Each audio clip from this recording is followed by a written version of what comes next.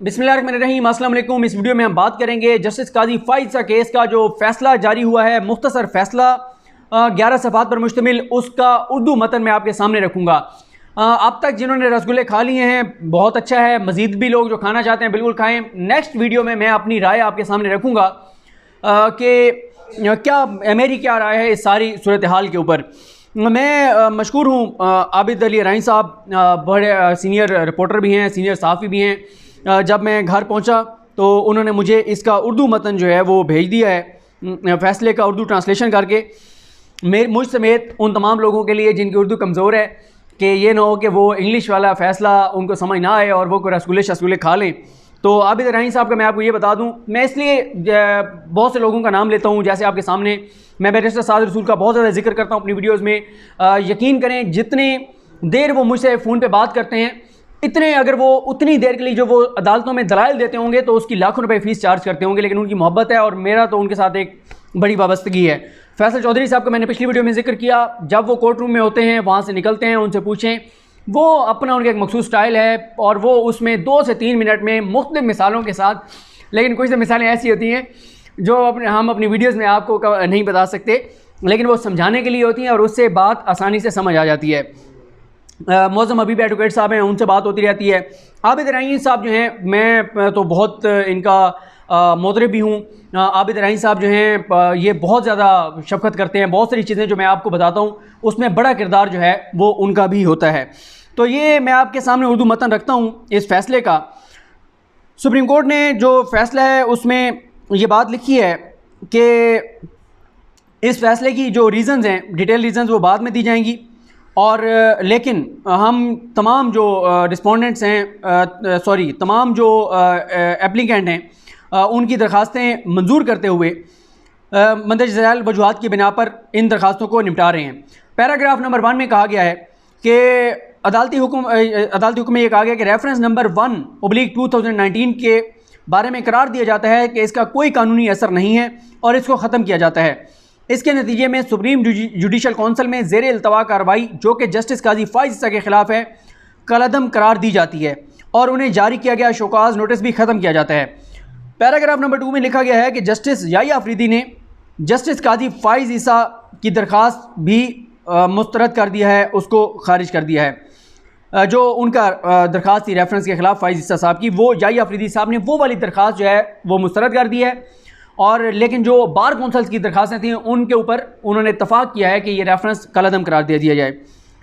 Paragraph number 3 में है कि जस्टिस उमर बंदयाल, जस्टिस मंजूर अहमद मलिक, जस्टिस फैसल अरब, जस्टिस मज़हर आलम खेल, जस्टिस सजाद अली शाह, जस्टिस मुनीब अख्तर और जस्टिस काजी मोहम्मद अमीन अहमद ने पैराग्राफ नंबर 4 से 11 तक का हुक्मनामा जारी किया है।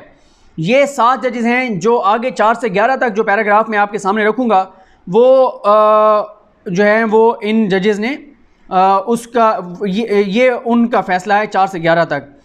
वो ये कहते हैं कि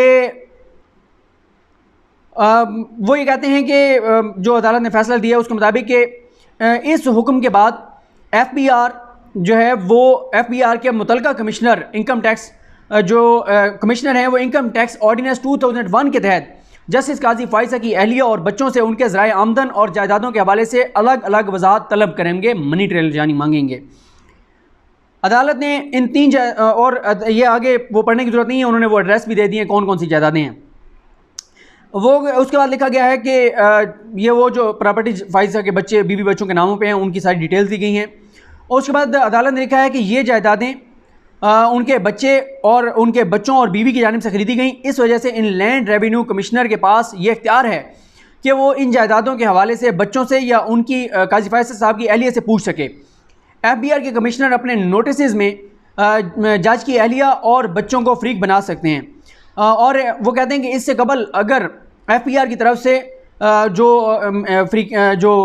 फ़रीकैन हैं उनके ख़िलाफ़ कोई नोटिस जारी किया गया है, ये तो कोई कार्रवाई की गई है तो उस कार्रवाई को ख़त्म किया जाता है। पैराग्राफ नंबर 5 में अदालत ने लिखा है कि FBI की तरफ से जो नोटिस जारी होंगे वो दरख्वास्त गुजार जस्टिस काजी फ़ाइज़ की इस्लामाबाद में सरकारी रहायशगाह के एड्रेस पर बज़रिया कोरियर या ऐसे ज़रिए से भेजे जाएंगे जो कि कानूनी होगा।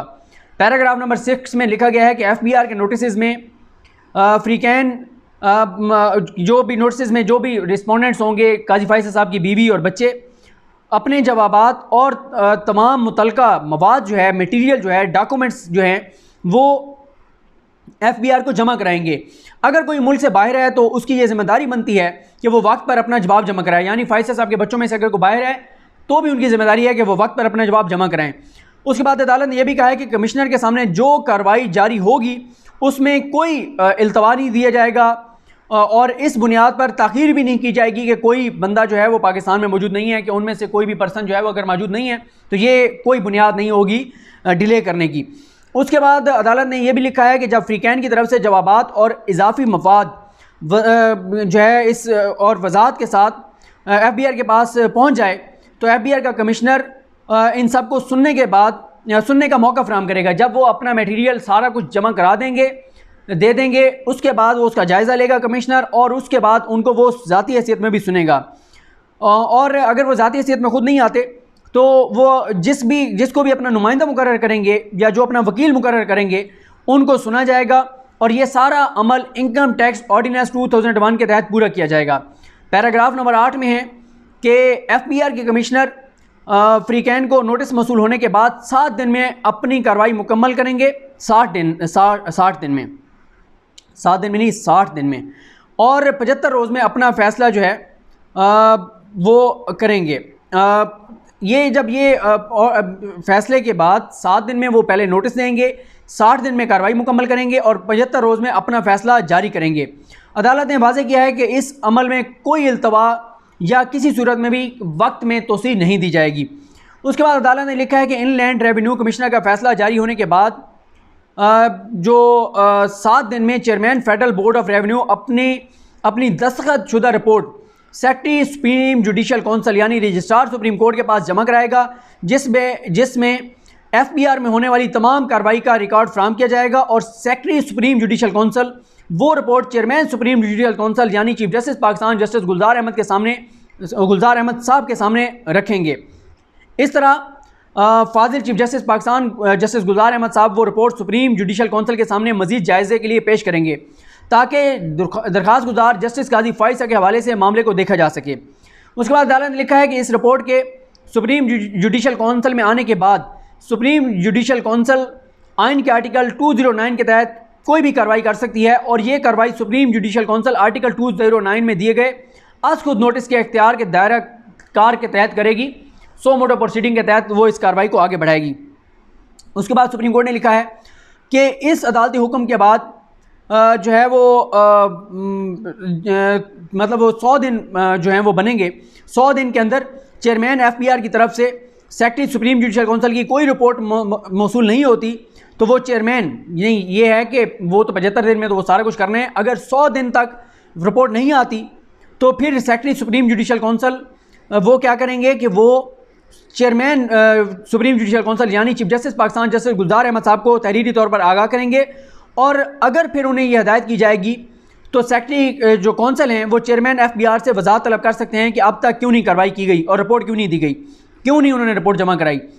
और इसके बाद वो कहते हैं कि फिर इस रिपोर्ट की रोशनी में इस अदालत के हुक्म के पैराग्राफ नंबर 9 में दिए गए हुक्म के मुताबिक मजीद कार्रवाई आगे बढ़ेगी। अदालत ने उसके बाद ये भी लिखा है कि अगर FBI का जवाब किसी रिपोर्ट के बगैर मौसूल होता है या कोई जवाब भी मौसूल नहीं होता, सेक्रेटरी सुप्रीम जुडिशल काउंसिल बराह रास्त चेयरमैन काउंसिल को इस अमर से आगाह करेंगे और chairman supreme judicial council secretary को हिदायत दे सकते हैं कि यह मामला सुप्रीम जुडिशल काउंसिल में जायज़े एक्शन आर्डर या समाअत के लिए रखा जाए, जिसके ज़रिए दरख्वास्त गुजार जस्टिस काजी फैसल या किसी दूसरे मुतलका शख्स के ख़िलाफ़ कार्रवाई की जा सके। और नहीं आती रिपोर्ट तो भी वो बताएंगे, जस्टिस गुलजार साहब को आती है तो भी उनको बताएंगे। गुलजार साहब फिर वो सुप्रीम जुडिशल काउंसिल के सामने रखेंगे और सुप्रीम जुडिशल काउंसिल इस सारे मामले का जायज़ा लेगी और आगे कार्रवाई करनी होगी तो करेगी। अदालत ने यह भी लिखा है कि अगर सुप्रीम जुडिशल काउंसिल आइन के आर्टिकल 209 के तहत आज को दायरा कार को इस्तेमाल करते हुए कोई भी कार्रवाई करना चाहती है तो वो बिल्कुल कर सकती है। अदालत ने यह भी लिखा है कि चेयरमैन FBI की जानिब से रिपोर्ट मौसूल होने के बाद किसी भी मरले पर सुप्रीम जुडिशल काउंसिल कार्रवाई की मजाज है। उसके बाद अदालत ने 11वें पैराग्राफ में लिखा है कि किसी भी किस्म के शक और शुबे को ज़ाहिर करने के लिए यह वाज़ेह किया जाता है कि इनकम टैक्स ऑर्डिनेंस 2001 के तहत कार्रवाई और सुप्रीम जुडिशल काउंसिल की कार्रवाई जो कि पैराग्राफ नंबर 9 की रोशनी में की जाएगी, एक दूसरे से मुख्तलिफ हैं और इस फैसले के अंदर मौजूद कोई भी चीज़ फ्रीकैन को इनकम टैक्स ऑर्डिनेंस 2001 के तहत अपील के हक से महरूम नहीं करती।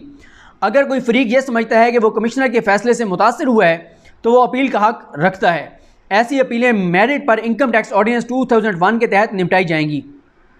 उसके बाद अदालत ने यह भी लिखा है कि अगर ज़रूरत हुई तो सुप्रीम जुडिशल काउंसिल के सामने कोई भी मामला रखा जा सकता है। फैसले के पैराग्राफ 9 और 10 में दिए गए हुक्म का असर नहीं होगा, लेकिन अगर कौंसिल ये मुनासिब समझेगी कि किसी को नोटिस जारी करना ज़रूरी है तो वो जारी कर सकती है। अब आ गया पैराग्राफ नंबर 12। पैराग्राफ नंबर 12 में यह है कि जस्टिस मकबूल बाकर साहब, जस्टिस मंसूर अली शाह साहब और जस्टिस जाहिया अफरीदी साहब ने इस फैसले के पैराग्राफ नंबर 1 तक अदालत से इत्तफाक किया है। बाकी मामले में उन्होंने अपना अलग फैसला लिखा है। वो जो 4 से 7 है, 4 से 11 है, उससे ये इत्तफाक नहीं करते। सिर्फ पैरा नंबर 1 जिसमें रेफरेंस को और शोकाज को कलअदम किया गया है उससे इन्होंने इत्तफाक किया है। उसके बाद पैराग्राफ नंबर 13 जो है उसमें लिखा गया कि जस्टिस मकबूल बाकर, जस्टिस मंसूर अली शाह और जस्टिस जाहिया अफरीदी का फैसला जो है उसमें इन तीनों जजेस ने लिखा है कि वो अपने फैसले की वजूहात बाद में जारी करेंगे। उन्होंने ये कहा है कि इस फैसले के पैराग्राफ नंबर 15 में कुछ हिदायत जारी की गई हैं। हम ये करार देते हैं कि जो ये दरख्वास्तें थीं ये काबिल समाअत हैं और मंजूर की जाती हैं। फैसला यह है कि जो रेफरेंस सदर पाकिस्तान की तरफ से जस्टिस काजी फाइसा के खिलाफ दायर किया गया है वो कलअदम करार दिया जाता है और सुप्रीम जुडिशल काउंसिल की जानिब से शोकाज नोटिस भी खारिज किया जाता है। पैराग्राफ नंबर 14 में लिखा गया है कि हमारे आइन में ये करार दिया गया है कि अदलिया की आज़ादी का मुकम्मल तहफ़्फ़ुज़ किया जाएगा और इसी तरह ये आइन वाज़े करता है कि मुल्क के हर शहरी को कानूनी तहफ़्फ़ुज़ का हक हासिल है और उसे इसके साथ कानून के मुताबिक और उसके साथ कानून के मुताबिक सलूक किया जाएगा। इसलिए ये करार दिया जाता है कि हमारे आइनी जमहूरी निज़ाम में किसी दरख्वास्त गुजार जज या किसी आम शहरी या कोई इदारा कानून से बालातर नहीं है। तमाम आइनी फोरम के दरवाजे बशमूल सुप्रीम जुडिशल काउंसिल हमेशा खुले हैं। किसी भी आइनी अदालत के जज के ख़िलाफ़ सुप्रीम जुडिशल काउंसिल में शिकायत दर्ज की जा सकती है। उसके बाद ये भी उन्होंने कहा है कि लेकिन साथ साथ ये भी उतना ही अहम है कि एक जज किसी दूसरे आम शहरी की तरह आइनी हकूक़ रखता है और उसके साथ कानून के मुताबिक सलूक किया जाए। उसके बाद उन्होंने कहा है कि बुनियादी वैल्यूज़ जो हैं उनका तहफ़्फ़ुज़ हर सूरत में किया जाएगा ताकि मुल्क में आइन की बालादस्ती और मुल्क के अवाम की इज़्ज़त और वक़ार को यकीनी बनाया जा सके, क्योंकि पाकिस्तान के अवाम ने ख़ुद को मुल्क के आइन को भी मतलब तस्लीम किया हुआ है और उसको उनको फॉलो करना होगा। पैराग्राफ नंबर 15 में जाहिया अफरीदी साहब के बारे में है कि उन्होंने जस्टिस काजी फाइसा की दरख्वास्त को नाकाबिल समाअत करार दिया है। ज़ाहिर है वो इसमें अपनी वजूहात भी देंगे और ये तफसील थी इस फ़ैसले की। बाकी मैं इंशाल्लाह आपको अपनी राय से बहुत से सवालात हैं, चीज़ें उन पर नेक्स्ट वीडियो में आपको आगाह करूँगा। मुझे अपनी दुआ में याद रखें। अल्लाह करीम हम सब का हामी नासिर हो। अल्लाह हाफ़िज़।